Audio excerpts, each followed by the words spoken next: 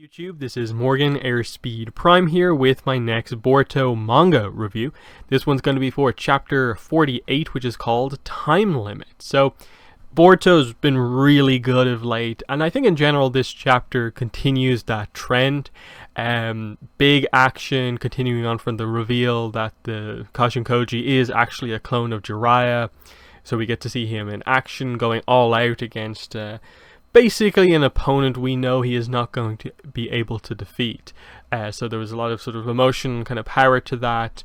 On the other side of the story, it was sort of just the final bits of finishing up, like, okay, Amado is going to be allowed to take refuge in the village, figuring out the details, and then the big plot reveal that what's going to happen next is that Ishiki is coming to the village to get Kawaki.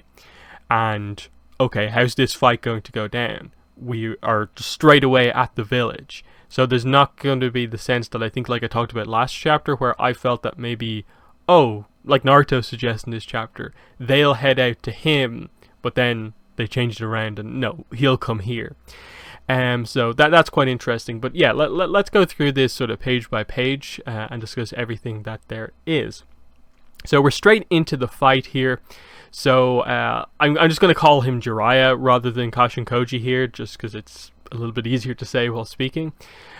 So yeah, we get some fireball jutsus here, but this time Ishiki just walks straight through it. Like the flames just hit him and then just kind of go off him. It's pretty incredible that he's just completely avoiding this. It's a lot of fire jutsu from Jiraiya here.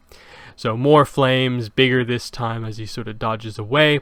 And it's just noted here that, oh, what he's actually doing is that he's shrinking Jiraiya's jutsu instantly. And he notes that it's a whole different level of power than when he was in his sort of Jigen form. So he switches up his jutsu and he goes for the Art of the Raging Lion's Mane. So his hair goes all kind of crazy. This was pretty much the actual Jiraiya's kind of main jutsu he'd often use. So he ties him up in his hair and tries to slam him into the ground. But it's revealed that, oh, he didn't do anything to him because a tiny version of Ishiki is sitting on Jiraiya's shoulder here. And he just says, it doesn't matter what you try, you can't defeat me ever. So he tries to do the spiky one where he makes his hair go all spiky to immediately get him off. But he doesn't hit him, of course. He gets away by, I suppose, shrinking further here, and then he appears floating in front of him.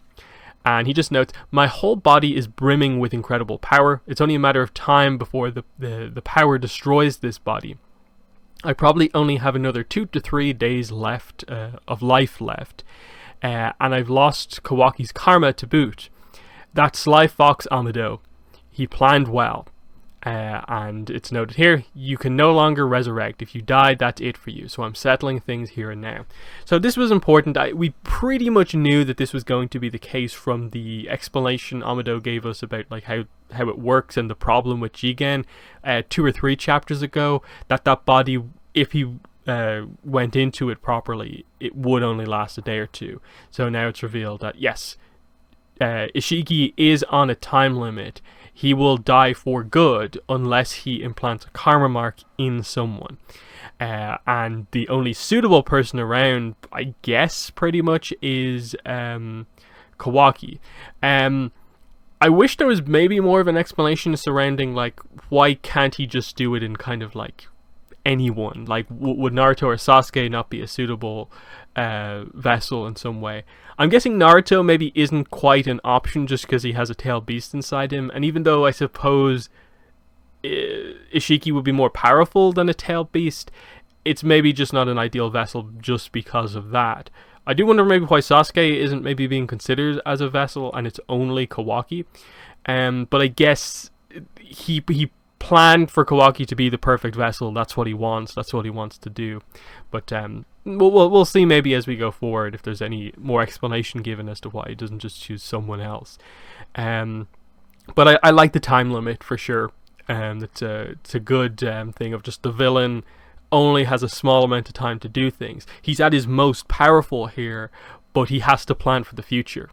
That his plans can't be fulfilled in just 2 days, so he has to plan just ahead. He knows he's probably going to be, like, I suppose, inactive in the same way that he is right now for a while, but he has to plan ahead that far. So this is where I suppose the talk of like, you know, Ishiki knows that like, oh, Amado's plan, he's left Jiraiya here to die. Like, you don't understand at all, do you? I take it Amado has fled. His destination is Konoha. It's highly likely he intends to have the Hokage and Uchiha dispose of me. And Jiraiya is sort of shocked by this. You can tell it does hit him to a certain degree that, you know, you lack the power to take me down. Amado understood that. It means Kashin Koji, you've already fulfilled your role at the point that you dragged me out of Jigen. So that's all he was really there for. There was really no hope of him ever being able to defeat him here. He of course denies that this is the case, but Ishiki doubles down and says, "It's the truth. I'll make you understand it if you must. You're not capable of being an heroic shinobi tool. You're nothing more than a pitiful sacrificial pawn." So the fight begins once more, but this time Jiraiya activates Sage Jutsu, and it's really cool because it's, I suppose, him using sort of perfected Sage Jutsu in the same way that Naruto did, whereas actual Jiraiya had to use Ma and Pa Toad to make it happen as well.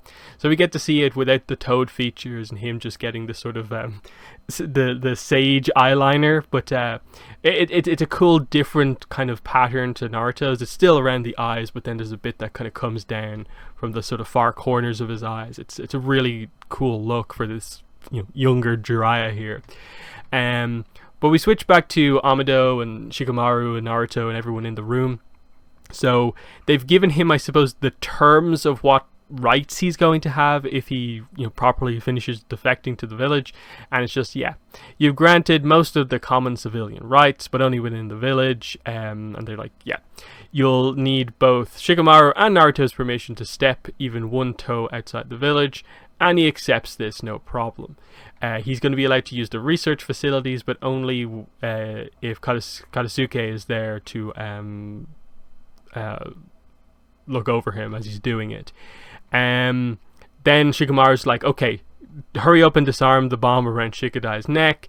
And he's like, okay, you can relax about that. It's just decoration. It's not actually real. So it was just a bluff. He was never actually planning to kill Shikadai. So everyone's like, whoa, this is crazy. And Katasuke is like, what were you going to do if we'd realized that? And he just points out that the second you saw the actual bomb go off in the tree, there was no way you could assume anything for sure. It was always going to go this way. So he completely was in control of this. So that's the thing here. He's being extremely clever, but he's sort of making people very cautious of him. Even Ishiki is kind of like, he got us this time, but he's going to get what's coming to him. So you sort of fear for Amado going forward, but like, to what extent are his plans going to be, you know, fail or not fail? But we'll see as we go forward. So he once again confirms Kashin Koji lacks the power to take down Ishiki, and Naruto and Sasuke are the only ones who might have a chance. So Naruto wants to head there, but he's like, no. And he's like, this is what you have to do. Ishiki only has one target right now, and that's Kawaki. He only has a few days remaining of his life, and the only thing that he's going to do is try and implant Kawaki with another karma mark so that he can survive once again. So he wants to resurrect again in the vessel he had planned this whole time. That's what he's going to come and do. And he just doubles down on this and says he has really no reason to stay and engage anyone who fights him, so he's going to come right here. So you might as well prepare to fight him here rather than spending time traveling to the location where Kashin Koji is fighting. So they're like, you know, what about the village? You might be destroyed. And he just notes, you know, so long as Kawaki is here, you can't avoid attacking. You might want to start evacuating civilians. So Shikamaru says to Sai to start the evacuation. And they're like, okay, hide Kawaki somewhere and make sure, Naruto and Sasuke, that you are in or around Kawaki to defend him, because that's the only thing he's going to do. So this is what he says, that we'd be spared if Ishiki's life runs out quickly, but well, at any rate, all's lost if Kawaki is implanted with another karma. So you must defeat Ishiki before that happens, no matter what. So they're really teasing this idea of they have this opportunity here to kill him. that if they can stall for 2 or 3 days without him being able to make a decision, they're good. But if he does it at all with Kawaki, it's done. So I like that setup of how urgent that is. So anyway, Jiraiya has gone Sage mode here, and Ishiki notices this. So huge, giant flame bombs fired at Ishiki here, but he just bursts straight through them, I suppose shrinking them in the same way that he did before. We have a little bit of a taijutsu attack here, and then in a little bit of a redundantly named attack, he uses a Firestyle flame attack, and just, I guess it's some sort of he punches him and then makes his fist sort of just exude a little bit of fire out of it, and then he sort of pushes forward and it sets Jigen on fire, but he immediately kind of shrinks it all down. But I suppose it annoys him a little bit. I suppose he took a bit of damage from that one. But he sends Jiraiya flying backwards, and Jiraiya just notes Sukuna Hikona is an ocular jutsu, so they confirm that for sure now, that the eye is what is allowing him to do this ability. And he notes that, oh, so it only activates upon seeing its target. Then how about, and he uses this Sage art, the 5 fire gods fan of flames, as he makes a huge torrent of flames come everywhere. That just is, I suppose it's meant to be blinding with how much flame there is. Like, he can't see anything. But again, he seemingly just shrinks a path in the flames for himself, and just says, oh, more flames, truly unimaginative, Kashin Koji. So he stops this, shrinking them all down, as Jiraiya attacks him from behind with a massive Rasengan, and he says, now choose, which do you prefer, getting ripped apart or burning? Because he seemingly has trapped him in between the flames behind him and the giant Rasengan coming at him. But this is where he activates a new ability. So his eye changes from what looks like a kind of wooden wheel with spokes to almost like the what's the best way to describe this? It's almost like the maw of some sort of a beast with like teeth kind of pointing inwards. It's pretty interesting. But his eye actually changes. It's kind of like a Sharingan into Mangekyo Sharingan style change, but obviously a different type of eye. And a different ability activates this time. A pillar all of a sudden comes out of nowhere and just completely crushes his arm, Jiraiya's arm. More pillars come down on top of him as well, and he's just been completely blindsided by this. Ishiki explains that this is the secret jutsu Dai Kokuten. These are just the ordinary stone columns that lined this space. So we saw them before. He was like shrinking them and making them bigger again. But where did they come from this time? These aren't just like shrunk and then he made them bigger.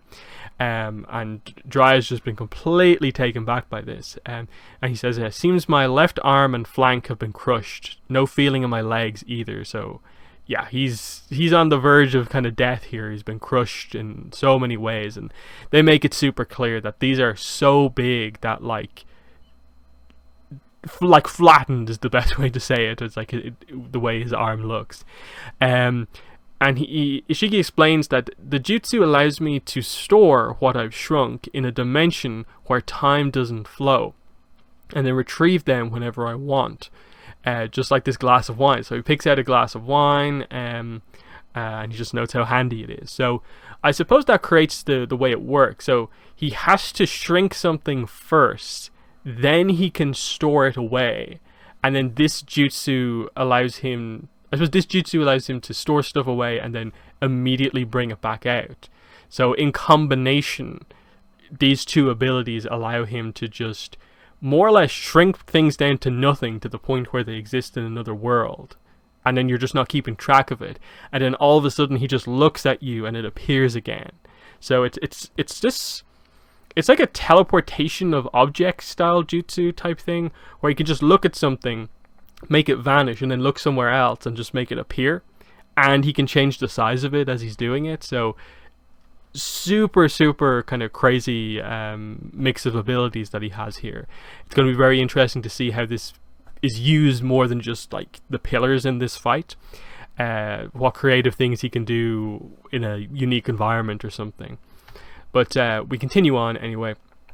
Ishiki just says, with your skill, you should have been able to tell at the first exchange that you would have just ended up dying in vain if you fought me. Was it shinobi pride? No. I think that you didn't want to acknowledge Amado's betrayal, and it ultimately is revealed to be true. As he's on the ground, he doesn't say anything to this, so he was actually shocked that Amado has betrayed him like this, sort of leaving him to die here. So, how surprising, quite unexpected, but it means there was some gap in your professional pride as a shinobi. Perhaps Amado picked up on that human weakness. In any case, you and I have both been outmaneuvered by that fox. I plan to kill him eventually. And he says, any last words for him? I'll relay them as a favor to a former comrade.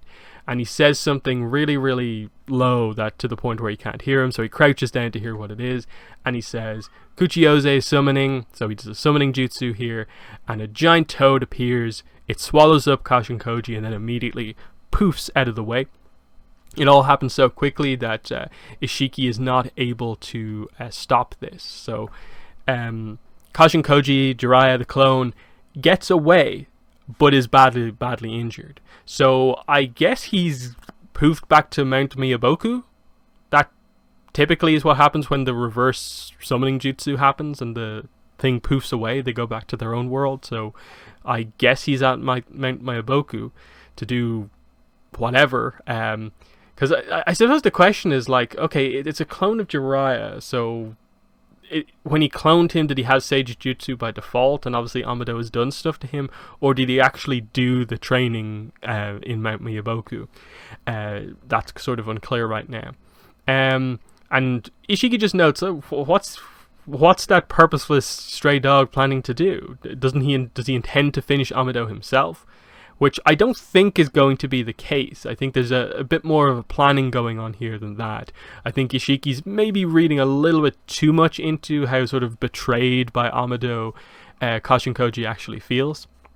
So that might be something that he underestimates. So I would expect Kashin Koji to show up at a moment we sort of like least expect and surprise everyone. But never mind, I don't have any time to waste on the likes of Koji. Just you wait, Kawaki, I'm coming right now. So he steps into a portal and we'll see him in a couple of pages. So we cut back to the village and Boruto and Naruto are arguing. Boruto wants to be involved in the fighting to come, but Naruto says no. The enemy is a complete monster. Only Sasuke and I will take him on. You'd actually be in the way if you were there. And Boruto just says, I'm worried. You two lost against that Jigen guy the last time, didn't you? So how do you plan to win against an even stronger guy? And Sasuke speaks up and says, I'm willing to die at any moment for Konoha, as is Naruto. We're always prepared to do so. What about you? Could you die for the village? And Boruto hesitates as Naruto gets the call that there's an enemy attack coming in, and we see Ishiki hovering above the entrance to the village. He's right here, and the note is one foe in the sky above, chakra data not available, and we just end on the shot of Naruto, Sasuke, Boruto all noting that Ishiki is here. Next chapter, August 20th, exactly a month from now. So how is this all going to play out? So I think the setup is actually pretty well done. I'm guessing by the time we pick up next chapter, they're either going to be figuring out where to hide Kawaki, who has just been injured by Sasuke. Like Sasuke did kind of cut his kind of crazy tree arm thing that he does off. So he's unconscious. They're going to have to bring him somewhere to keep him safe. But they have to know that he's going to be able to locate Kawaki whenever. I suppose the question is ultimately, can he track him down to an exact pinpoint location, or is he going to be more having to demand that they bring Kawaki out before him? Is there any sense that he can sense him, or does he actually have to find him? So will he have to go to Naruto and Sasuke, or are Naruto and Sasuke going to go out to meet him straight away? I think that it's going to be interesting to see if they go down the path of when Pain came to the village and just came in and destroyed it. Is that what's going to happen here? I'm not really sure. I don't think Ishiki is quite in the habit of just I'm going to come here to the village and just wipe it out. But at the same time, we are building towards the flash forward scene from the very start of Boruto, where the village is sort of badly damaged and Naruto is kind of gone. So is that going to happen here? Like, during this fight, we pretty much know Ishiki is going to have to succeed to a degree, that he will implant the karma mark in Kawaki again, which would explain why he has it in that flash forward.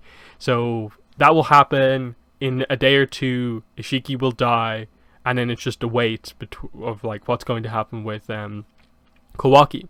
But at the same time, the same thing is going to be happening to Boruto with Momoshiki. So I'm thinking that this fight is ultimately going to build up to the idea that Boruto is going to go into that sort of pseudo Momoshiki mode that he went into a few chapters ago.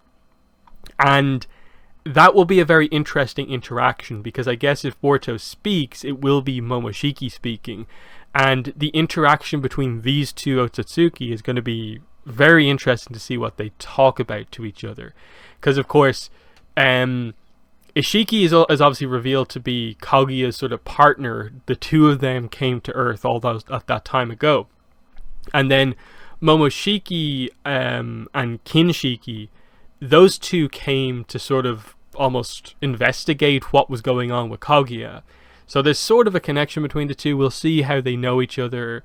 Boruto, in that mode, may end up being the only one who can actually stay in any way in the same region as the power level of Ishiki here. Because regardless of if he succeeds or not, there still is this idea that he's still going to be around for those 2-3 days. I don't think they're going to kill off him in this mode. So I do think the way they're going to do it is that unless Boruto does something crazy with his karma mark to kill this version of Ishiki, I do think he probably will just die because of the time limit expiring, and he will have succeeded with Kawaki. I like that idea of the crazy threat is around for these next couple of chapters and then disappears, but he's accomplished like the goal of like setting up things for the future, and then that makes the perfect opportunity for the time skip to basically just end on the note of, okay, Boruto is in danger in like a couple of months or a year. Kawaki is going to be a little bit longer, but still roughly around the same area. And then we build towards the time skip actually happening. I think that's probably what's going to happen. I think that's where the manga is at this point. This has to be that big event that is going to cause the time skip to happen, I think. So Naruto, this is where he's actually going to be quote unquote taken or like sent to wherever he was sent. We'll see if anyone dies, if something happens to Sasuke or not. It's good. It's going to be interesting. I think some of these chapters coming up are going to be big. I do get the impression chapter 50, which is not next chapter but the one afterwards, is probably going to be a huge chapter. But we'll see exactly what they do, because next chapter, of course, is going to be mainly setup, getting all the characters in the right place to fight, revealing where Kawaki's been hidden and so on, what Amado's up to. I think it'll be 50 and 51 that'll be like the really, really big ones.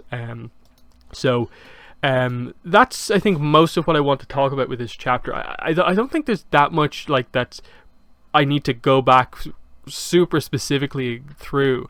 Like, I find it interesting that, okay, the clone of Jiraiya wasn't just killed. He's still out there. So he's going to be a character that comes back into things.